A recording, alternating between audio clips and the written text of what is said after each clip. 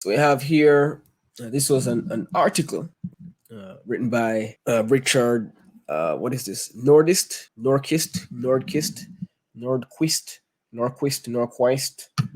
I'm not sure. Those could all be wrong. This guy wrote this about subject-verb agreement. I found it pretty useful. So let's take a look at it. In the present tense, a verb must agree in number with its subject. That's the basic principle of subject-verb agreement. All right, and we could wrap it up right there. We could call it a day, end the stream, because that is basically the point, right? Verb must agree with its subject. And it says here, agree in number, but I would change this word agree in, let's say, singularity slash plurality. This is what we're talking about when we say number, right? So it's pretty simple, but there are some types of sentences in which it's difficult to identify what the subject is in the first place. It's difficult to figure out whether the subject is singular or plural and that kind of stuff. So we're going to be getting into some rules, some examples of tricky sentences, and at the very end, we're going to look at some actual past paper questions, some paper one questions that target this particular grammar skill. So, for the uninitiated, for those who still have no idea what we're talking about, subject verb agreement, we're dealing with sentences like the boy is slash are playing, and you will choose the correct verb. Of course, the boy is playing. That is pretty obvious, but CSEC will not give us those easy questions to solve. The questions we're going to get on the exam and the questions students generally find have issues with are the much trickier ones and the sentences with certain kinds of subjects. So there are three cases, right? Three general cases in which we find it difficult to decide whether or not the subject is plural and even finding out what the subject is. So in the first sentence we looked at, the little example there, which is kind of a joke because that is just too easy. The boy is playing. The subject is obviously the boy because the sentence is about the boy, right? The boy is playing. The boy is a singular subject. Is a singular verb. Anyway, we're going to look at the three cases in which subject verb agreement is usually tricky.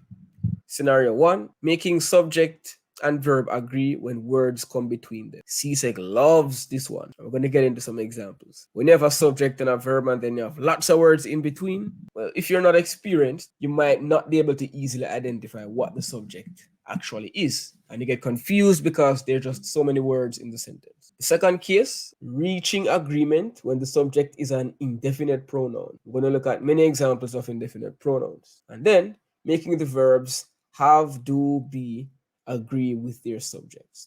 These are some irregular verbs, and sometimes it's difficult to remember which is for the plural verbs, which is for the singular verb. All right. So we're going to look at case one, making subject and verb agree when words come between them. So first, look at this simple sentence. This is a sentence that CSEC will not give us on paper one. This box belongs in the attic. All right, this box belongs in the attic. Very obviously, subject is box, but it's easy to solve this question, or it's easy to ensure that it's grammatically correct because the verb is right next to the subject, box, and right after box we have belongs. So let's circle the subject and underline the verb.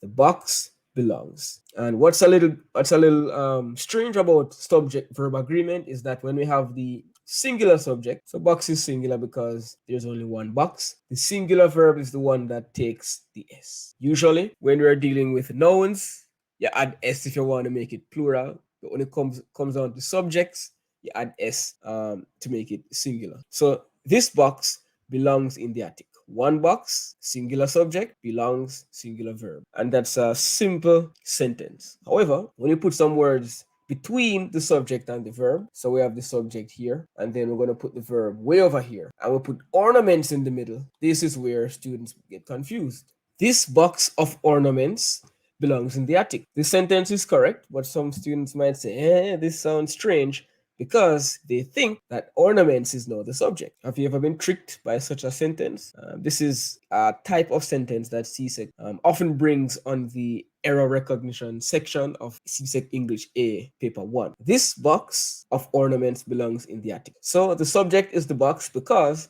the sentence is still talking about the box. It is the box that belongs in the attic. So what we can do, when you have these sentences that seem confusing because the subject and verb has words, the subject and verb have words in between them, we can invent some parentheses, some brackets, because this information right here, this is just additional information when we say of ornaments. So what you could do is just put this in brackets, or if you're feeling brave, even cross it out, because this does not change the subject of the sentence. This box belongs. This box belongs. Right? So let's not be confused when we have some additional words between the subject and the verb. So let's read the little note here that this teacher or whoever this Richard person is wrote. In both sentences, the verb belongs agrees with its subject, box. Don't let the prepositional phrase in the second sentence fool you into thinking that ornaments is the subject. It's simply the object of the preposition of and does not affect the agreement of subject and verb. Now, I won't get into these terms here that are highlighted because those are for different lessons. But for now, the words between the subject and the verb do not change anything. You can actually ignore them when you're trying to find errors or check to see whether the subject and verb agree, right? So prepositional phrases as well as adjective clauses and blah blah blah often come between a subject and a verb. So to make sure that a verb agrees with its subject and not with a word in the phrase or clause, mentally cross out, wow, this guy has the same idea. Mentally, and I would say even with a pencil, if you're in the exam and you're getting confused, mentally cross out the interrupting group of words. And if you cross out those words, it becomes clear what the subject is, what the verb is, and the agreement becomes easy to solve. All right.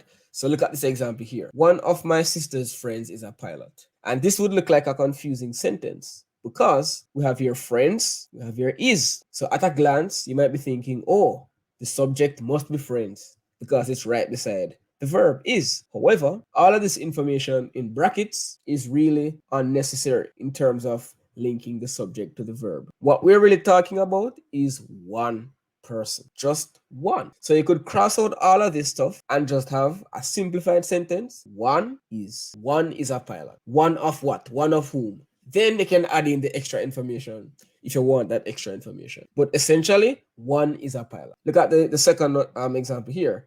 The people who survived the explosion are in a shelter. We don't care what these people did. The fact is, the people. That's what the sentence is about. The people are. The people must match with are. Plural subject, people, more than one. Plural verb, are. Yeah, making sense? And this sentence would trick us in the exam because of the word explosion. Explosion is singular, and so we make the assumption that explosion is the subject. Well, in fact, it is not. The sentence is not talking about the explosion. The explosion isn't the one in the shelter. The people are the ones in the shelter. So the people are in a shelter. Look at the third example here. A man chasing unicorns is on the terrace. Same as saying a man is on the terrace. We don't need this extra information when considering subject-verb agreement. So what CSEC does, CSEC finds a simple sentence and then throws some nonsense in between the subject and verb to confuse. What you should do, eliminate that additional information and just be left with the actual subject and the actual verb. Then it becomes easy to identify whether or not there's an error in subject-verb agreement. Of course, understanding subject-verb agreement isn't just about error recognition on the exam. It also comes out in your writing. It's one of the common grammatical errors, like right after punctuation, spelling, and sentence structure, we have subject verb agreement as like a problem that teachers deal with all the time in terms of students' writings in English A and English B. All right. So remember, reading this guy's words here, remember then that the subject is not always the noun closest to the verb. Rather, the subject is the noun or pronoun that names what the sentence is about, and it may be separated by several words from the verb. So you have to look closely when I get sentences like these and not just assume that anything beside the verb must be the subject. All right. So this is one of the cases in which making the subject and verb agree can be tricky. This one is where we have lots of words or a few words between the subject and verb, and so it might become difficult to identify what the subject of the sentence is, what the sentence is about. Don't worry, After we go through these three tricky scenarios, this is one of them, case one. We're going to actually look at some examples and do some exercises just to make sure you're following. Yeah. So case two, this is another case in which it might be difficult to know whether or not the subject and verb agree. Reaching agreement when the subject is an indefinite pronoun. It can be difficult to know if we're looking at something plural or something singular when we're dealing with an indefinite pronoun. So this is pretty straightforward. What is not straightforward is when it comes on to indefinite pronouns. What are the indefinite pronouns? We have stuff like anyone, everyone, no one, someone. Yeah, everybody,